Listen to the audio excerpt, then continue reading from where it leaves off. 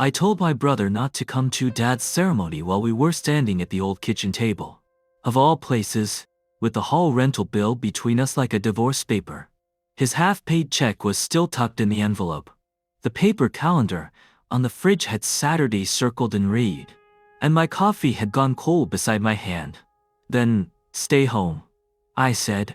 If you're going to fight every single thing, don't show up and ruin it. Evan stared at me like it slapped him. He had been arguing about the guest list again. The music. The speeches. Even whether Dad should wear his volunteer fire department dress jacket. I thought I was protecting the old man's good night after 40 years of running towards sirens. Evan picked up his keys slowly. You really think that's what I'm doing? I didn't answer. The silence did it for me. After Evan left, the house settled back into the kind of quiet I had grown up believing was normal. Dad's quiet was not empty. It had weight. It sat in his recliner, leaned in doorways, rode in his truck with one elbow out the window. He was in that recliner when I came through the living room. Boots off, white socks crossed at the ankle, television low. A weatherman pointed at green clouds 3 counties east, but Dad was staring above the mantel, at the blank place where Mom's Christmas wreath used to hang. You boys get the hall settled? He asked. Mostly. He nodded once. With Dad. 1 nod meant thank you. 2 meant drop it. A slow blink meant he was tired and would rather swallow nails than admit it. I carried my cold coffee to the sink and rinsed the mug longer than necessary.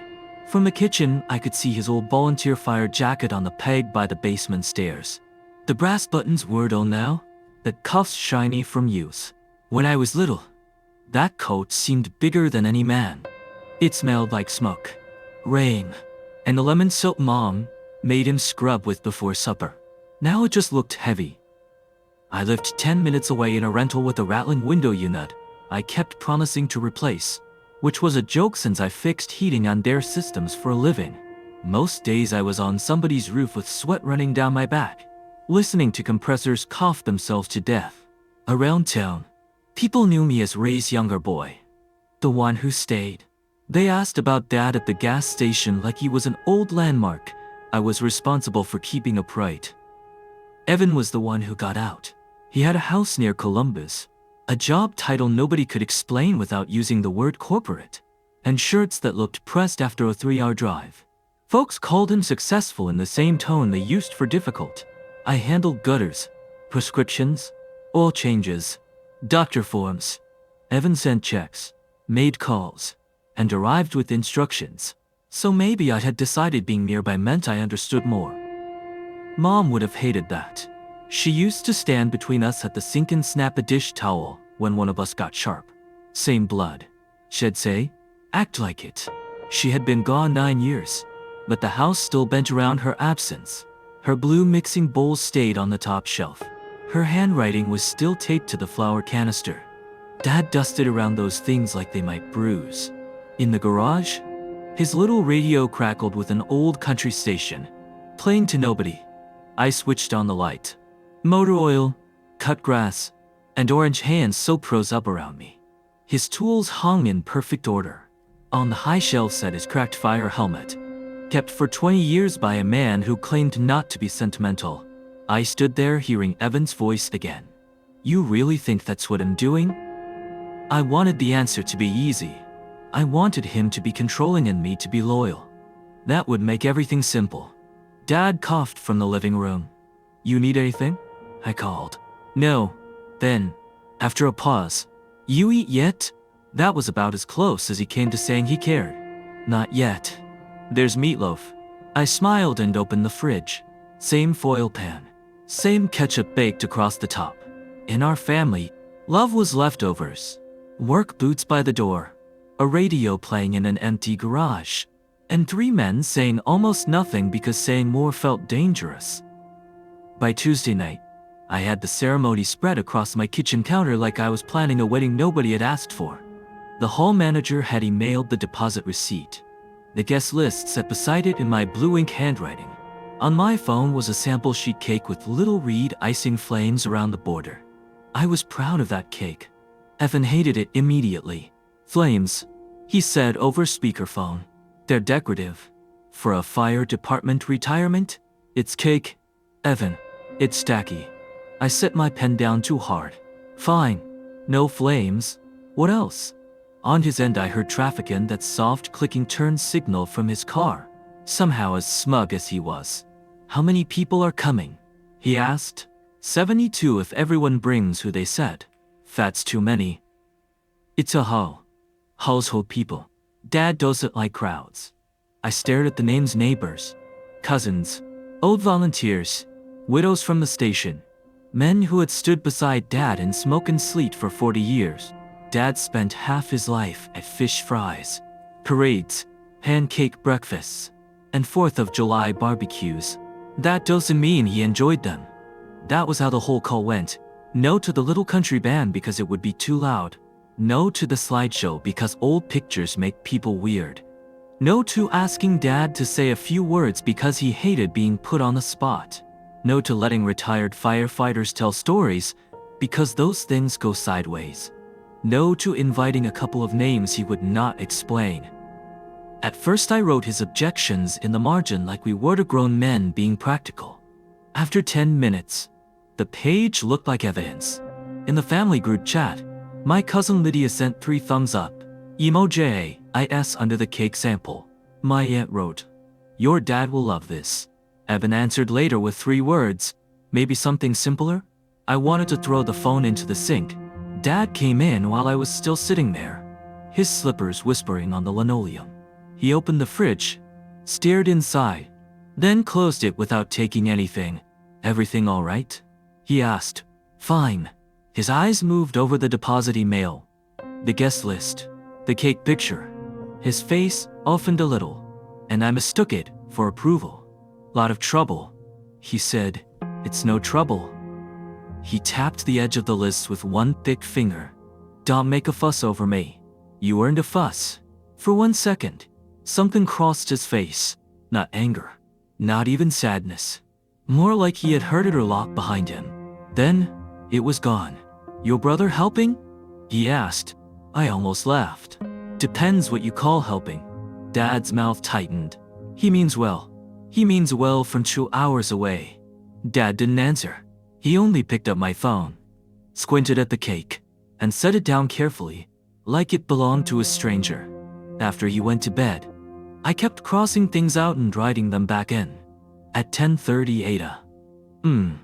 Evan texted again. "Please don't invite Warren Pike until we talk." No explanation. Just another order. I looked at Warren's name on the list, circled it twice, and typed back before I could calm down. "I've got it handled." The next afternoon, I set the borrowed projector on Dad's coffee table, propping one corner with a church bulletin folded twice. Pale winter light came through the blinds in thin stripes. The television murmured with the basketball game, but Dad was watching it. He sat in his recliner, peeling an apple with his old pocket knife. The peel came off in one careful ribbon, his hands slow but steady. "Just testing the video," I said. With Dad, that could mean yes, no, or please don't make me choose. The first photo hit the wall crooked Dad at 25, helmet under one arm, standing beside the old red engine. Then Mom appeared at a picnic table, laughing with her yellow scarf tied over her hair. My throat tightened. "There she is," I said. Dad kept his eyes on the apple. My phone buzzed.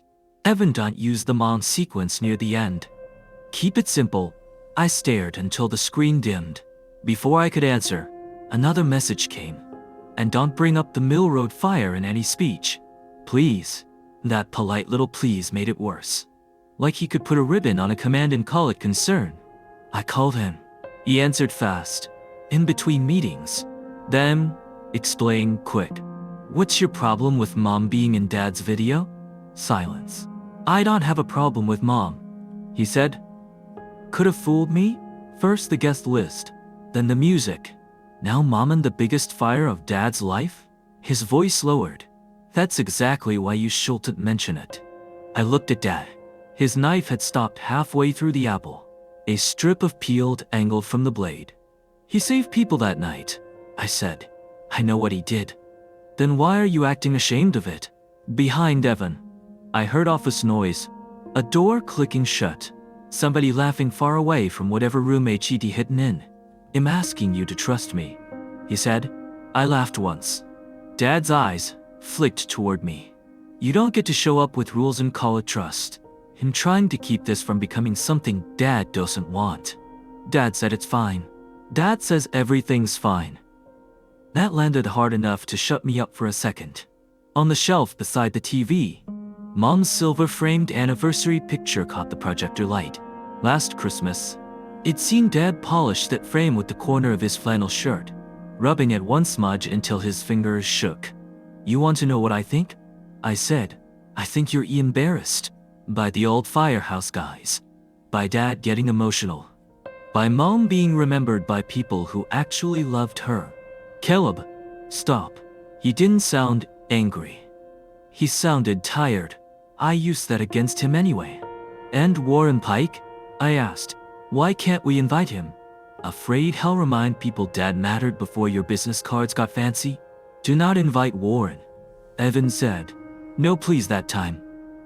Dad folded the dish towel on his knee. One corner, then the other. His face had gone flat, the way it did at the doctor's office when someone asked if he was hurting. Give me one reason, I said. I can't do this over the phone. You never can. I'm coming down Friday. The ceremony is Saturday. I know. Convenient. He exhaled slowly. If you care about Dad, slow down. That snapped the last thread in me. I'm the one here, I said. I'm the one checking his pills, fixing his furnace, driving him to appointments he pretends he forgot. Don't tell me how to care about him. Evan said nothing, so I hung up. The room felt too quiet after that. Dad's apple sat browning on the plate, on the wall. Mom was still frozen mid-laugh. You boys fighting? Dad asked. No. He nodded once, but it looked less like belief than surrender. I can take that part out, I said, though I didn't know which part I meant. Mom. The fire, Warren, all of it. Dad rubbed his thumb over the closed knife. Whatever you think, he said. That should have felt like trust. Instead, it burned. He pushed himself up and shuffled toward the kitchen, leaving the apple behind. The slideshow advanced on its own. Dad appeared in dress uniform beside a line of men from the old department. I recognized most of them from parades and pancake breakfasts. Then my eyes caught on Warren Pike at Dad's shoulder, grinning wide, one hand lifted like he was giving a speech. Everyone around him was smiling. Dad wasn't. The next morning, I waited until Dad left for his checkup before I went into the garage. I told myself I needed extension cords for the projector. They were in the blue tote under the workbench, beside a coffee can full of bent nails and the little radio that only picked up weather reports when it felt generous.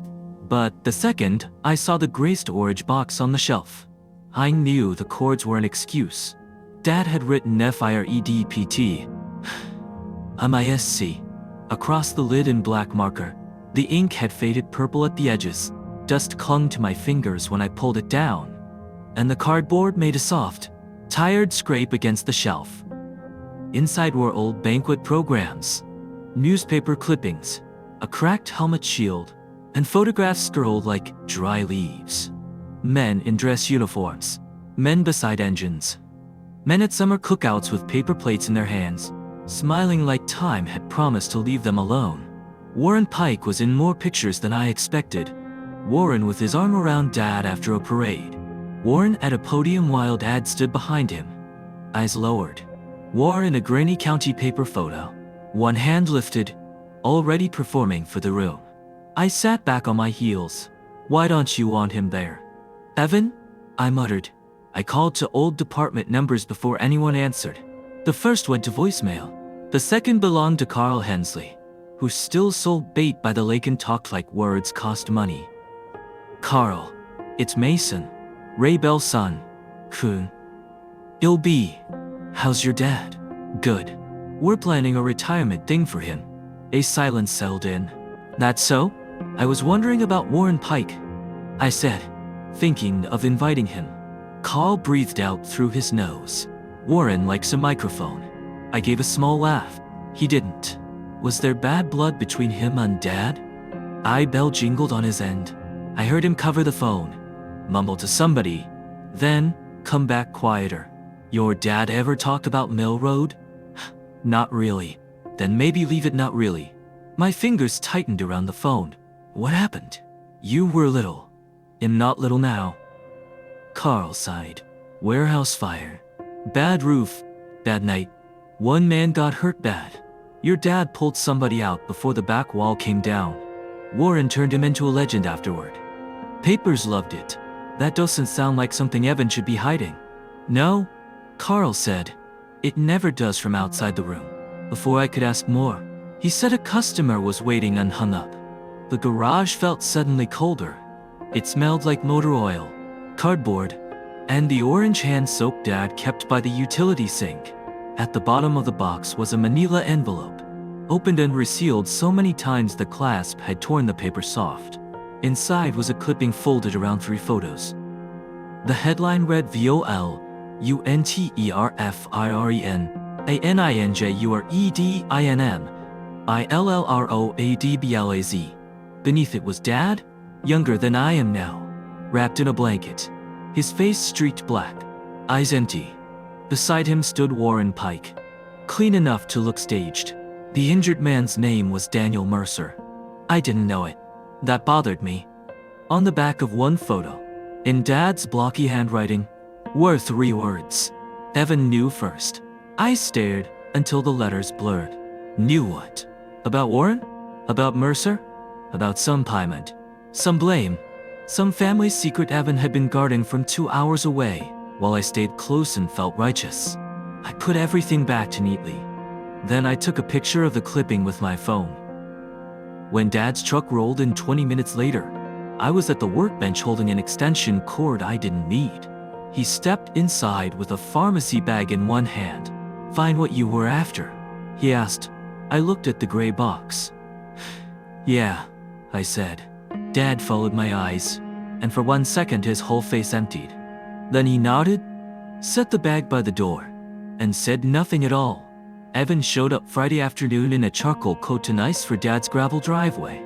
I was on the porch steps with my phone in my hand, the newspaper clipping already open. Dad was inside pretending to nap in his recliner, though he'd seen the curtain move when Evan's rental car pulled in. My brother got out slowly, as if the air itself might accuse him. You went through his things, he said. No hello. No how's Dad? I stood. You knew I would eventually. His jaw tightened. Up close, he looked older than he did on video calls. Gray in his beard, eye coffee stain on one sleeve. Something tired around his eyes. Caleb, don't say my name like you're about to manage me. He glanced at the front window. Is he asleep? He's avoiding us. Evan shut the car door carefully. Somehow that made me angrier. I held up the phone. Daniel Mercer, Warren Pike, Mill Road, and your name written on the back of that photo. You want to explain why Dad wrote Evan knew first and hid it like a confession? For 1 second his face broke. Not guilt. Exactly. Pain. Then he folded it away. Where did you find that? In the box you didn't want me near. I never said that. No. You just said don't invite Warren. Don't show old photos. Don't mention the fire. Don't make Dad speak. You tried to cut the whole ceremony and call it concern. Evan rubbed both hands over his face. When he lowered them, his eyes were red. You think this is about me being embarrassed? I think it's about something, I said, and am tired of being the idiot in my own family. A truck rattled past. The porch wind chime gave one thin note and stopped. Evan stepped closer and lowered his voice. There are things Dad didn't want you carrying. I laughed once. Sharp and mean. Convenient. I don't get to carry it. But you do? I was there. Those 3 words hit harder than I expected. At the fire? No. He looked down at the porch boards. After. The house creaked behind us. For a moment I was 10 again, watching Dad wash his hands at the kitchen sink until the water ran gray, while Mom whispered on the hallway phone and Devin sat silent in his basketball warm-ups. What did you know? I asked. Not here. Every place is the wrong place with you. His head snapped up. Because he asked 20 feet away. Then whisper. He stared at me. And I saw how badly he wanted to tell me. That scared me more than the clipping. You were a kid, he said. I'm not a kid now. No, he said. Now you're a grown man planning applause for someone you never asked one honest question. I stepped toward him. I'm here every day. I know. No, you don't. You send checks. You make calls. You show up in a clean coat and tell me I'm doing everything wrong. His mouth trembled once. Those checks weren't for Dad. The words opened a hole between us. I lowered the phone. What? Evan looked toward the bare maple by the drive. Forget I said that. No? Caleb, please. That please stopped me. I had never heard my brother sound frightened. The front door opened behind us. Dad stood there in house slippers and an old cardigan. One hand braced on the frame. His hair was flattened from the recliner. He looked at me. Then Evan. Then the phone. Nobody spoke. At last Dad said, You found Daniel. Not angry. Not surprised. Just tired. Evan closed his eyes. I turned to him. Who was he? Dad's fingers tightened on the doorframe. His gaze drifted past us to the road, as if the question had come from years away. Eamon, I owed more than I ever paid, he said. Evan moved toward him. Dad, you don't have to. I should have a long time ago, Dad said. Then he looked at me, and I no longer saw the town's hero or the stubborn old man I was trying to honor. I saw my father guarding a locked room inside himself. Come in, he said. But I couldn't move yet. Evan stood beside me, shoulders bent under the weight I had mistaken for arrogance, while Mom's framed Christmas picture caught the afternoon light inside, smiling like she'd been waiting for the truth to walk through the door. Dad didn't sit in his recliner. That was the first thing that scared me. He walked past the folded blanket, the pill organizer, the remote with the numbers worn off, and went into the kitchen like a man reporting for punishment. Evan and I followed. The refrigerator hummed. A fly ticked against the window over the sink. Dad pulled out a chair and stared at his hands. They were still broad, scarred hands, but his right one trembled until he trapped it under the left. I stayed by the counter. Somebody tell me what's going on. Dad looked at Evan. You told him some. I tried not to, Evan said. You always tried. Dad gave a tired nod. That was the problem. My anger was still there, but it had nowhere clean to land. Dad drew a breath. Mill Road was just a warehouse. Not then. Half storage, half people sleeping there because they had nowhere else to go.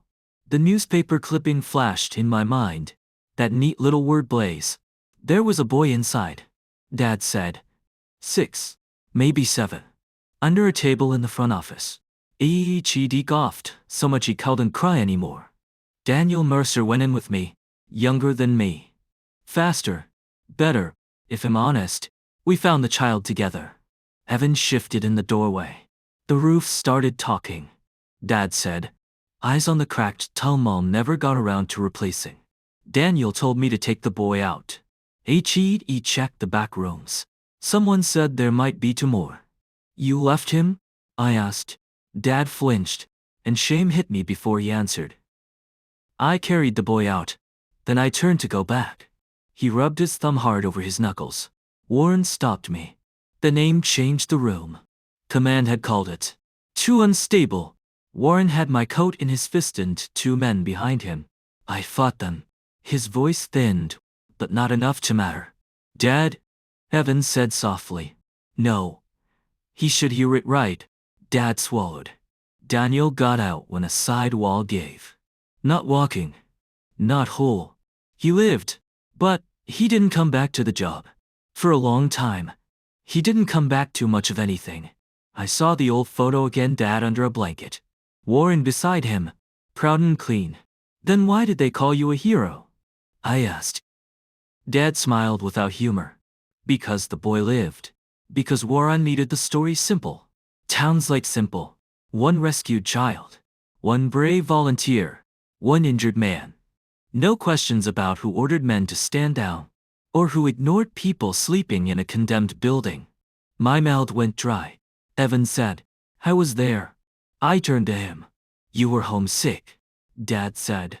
Your mother stayed with you. Evan had been riding around with Carl, pretending to help. He saw them hold me back.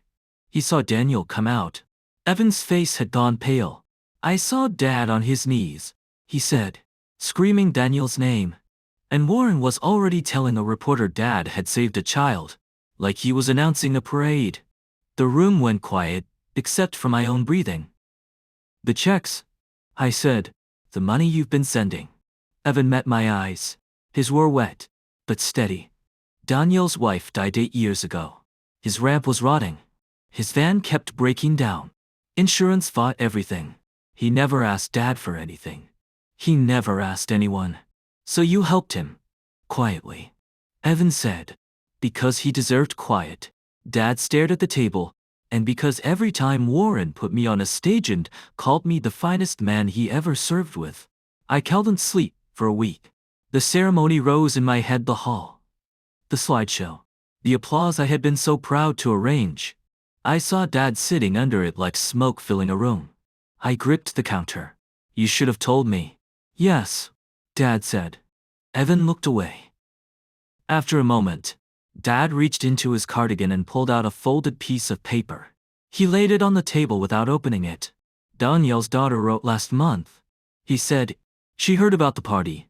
My stomach dropped. What did she say? Dad touched the crease with one finger. She said her father doesn't hate me. He whispered, that's the worst part. I read Maris a letter twice at the kitchen table. The first time, I only understood the facts.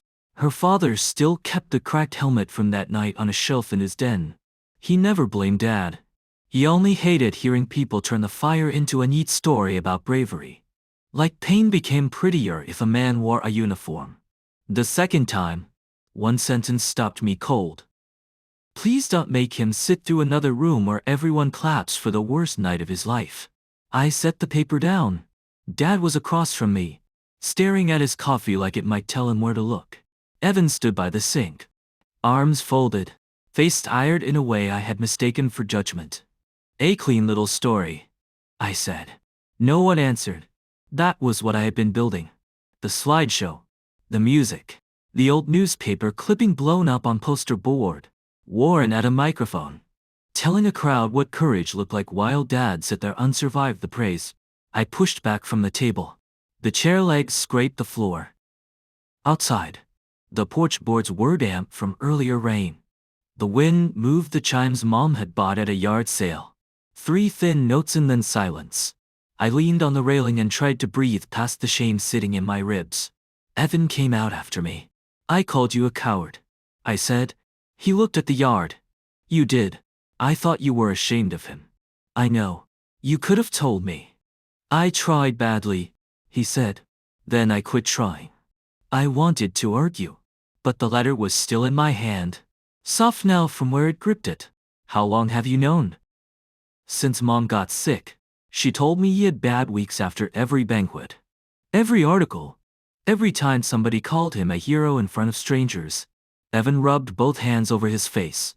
She made me promise I wouldn't let him get swallowed by it again. She told you and not me? She said you'd try to fix it. A laugh broke out of me. Ugly and small. Turns out she knew me. Through the window, Dad sat under the yellow kitchen light beside the old wheelchair we kept folded near the pantry from Mom's last year. A faded photo of the 4 of us hung crooked on the wall behind him. I had lived 5 minutes away and still missed the shape of his grief. Evan said, you stayed, Caleb. Don't turn that into nothing. And you sent checks from 2 towns over. Because checks were easier than coming home. For once, neither of us polished the truth. We just stood there with it. I took out my phone and opened the message thread with the hall manager. Under it were the caterer, the projector rental, the man editing the photo montage. Evan glanced at the screen. You sure? No, I said. But I'm sure about not doing this. I called and canceled the program. The microphone, the slideshow. My voice shook when I said we were changing the event. The woman asked if something terrible had happened. I looked back at Dad through the glass. Not today, I said. were trying to prevent that. When I went inside, Dad had unfolded Maricelle's letter and was pressing the creases flat with his fingertips. Dad, I said, I'm sorry. I made you into what I needed you to be. His chin trembled once. Evan came in behind me and shut the door softly. Dad looked at both of us for a long time. I let you, he said. That hurt more than anger would have. Then he slid the letter toward me. Maybe we asked them what would be kind. For the first time all week, I didn't reach for a plan. I just nodded. By Saturday evening, the hall was dark, and our backyard was full of mismatched folding chairs. I strung lights from the maple tree to the garage while Evan set cornbread on the card table, shaking his burned thumb. Dad sat near the little charcoal pit, with his old fire coat draped over the back of his chair, not over his shoulders. Somehow, that said more than any program would have. Only 4 people came: Carl, Mrs. Peck from dispatch, Louise from the old crew, and Marisol pushing Daniel up the uneven walkway in a chair with silver tape on one armrest. Nobody clapped. That was the first mercy. Dad stood when Daniel reached the patio. For a second, both men looked younger and broken open. Daniel held out his hand. Dad stared at it. I'm sorry, he said. Daniel nodded once. I know. 2 words did what no speech ever could. We ate from paper plates on our knees. The beans were too salty. The cornbread fell apart, and Carl made everyone laugh by losing a fork in the grass. Dad mostly listened, but as the light swarmed above us, his face loosened, like he set down something he'd carried so long he had mistaken it for himself. Later, I found Evan by the garage rinsing spoons under the outdoor faucet. I was wrong about you, I said. He shut off the water. Drops sticked onto the concrete. Yeah, he said, then looked at me. I was wrong to let you stay wrong. I nodded. It was fair. Dad called us over before either of us could hide behind more apologies. The fire had burned low. Sparks rose and disappeared. I got tired, he said, staring into the coals, of being thanked for the worst night of another man's life. No one answered. For once, we didn't try to fix him. Evan sat on one side of him. I sat on the other. Behind us, the old coat smelled faintly of smoke, dust, and years. I didn't feel proud of being the son who stayed close. I only felt grateful I had finally come nearer.